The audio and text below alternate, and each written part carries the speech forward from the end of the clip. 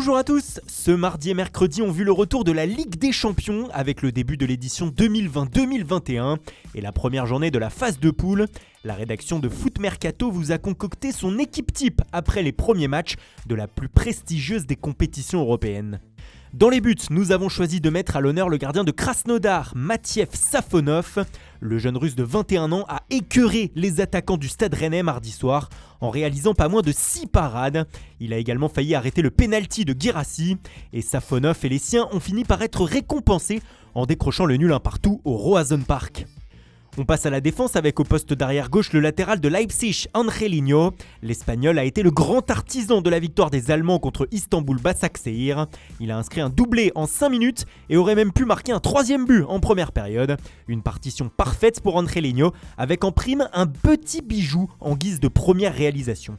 En défense centrale, place à Axel Tuanzebe. Le jeune joueur de 22 ans de Manchester United était la surprise concoctée par Ole Gunnar Solskjaer dans son 11 au Parc des Princes. Et l'Anglais s'en est très bien sorti, s'imposant tout au long de la rencontre face à Kylian Mbappé et Neymar. Grâce à sa solidité et celle de ses coéquipiers, Manchester est reparti de Paris avec les 3 points. A ses côtés, on retrouve Fabinho de Liverpool. Le Brésilien, plus habitué à jouer au milieu de terrain, a dépanné hier soir en défense centrale à Amsterdam après la grave blessure de Virgil van Dijk. L'ancien monégasque a été énorme avec notamment un magnifique sauvetage sur sa ligne d'un retourné. Jürgen Klopp a peut-être trouvé le remplaçant de Van Dijk. A droite, place au Brésilien du Shakhtar, Dodo. Et ne vous fiez pas à son nom, le jeune de 21 ans a été loin d'être endormi hier soir à Madrid face au Real.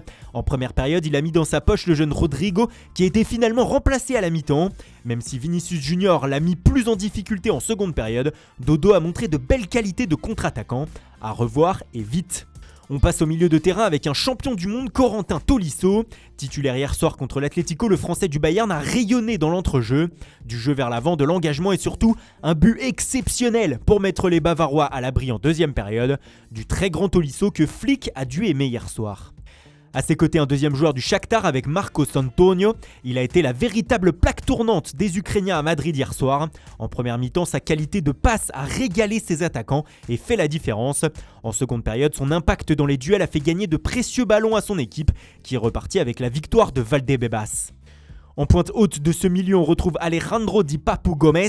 Ses supporters et ceux de l'Atalanta ont encore dansé comme El Papu hier soir. L'Argentin a encore régalé lors de la large victoire de son équipe au Danemark face à Midtjylland. Dépositaire du jeu, il a aussi inscrit un joli but d'une frappe imparable sous la barre.